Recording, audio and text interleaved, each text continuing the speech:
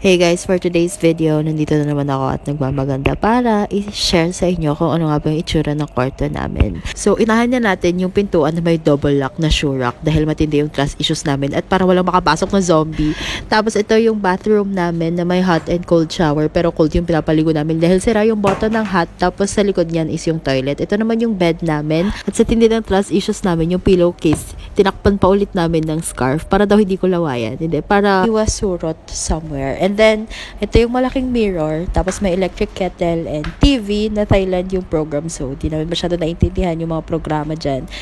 Kaya pinatay na lang namin. At ginamit namin yung sasaksahan para sa charger. Tapos may remote ng aircon and may complimentary coffee sila dito.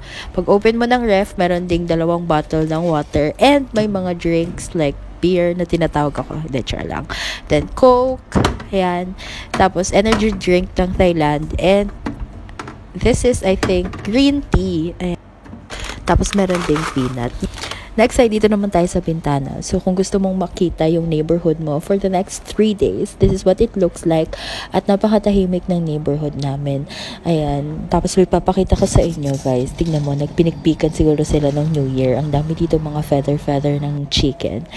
Tapos, meron din pala kaming tables and chairs. So, dito kami kumakain. Parang pamilya lang din. Tapos, dito, ayan, merong space where I can put my things. And that's it. Thank you so much for watching. Bye-bye!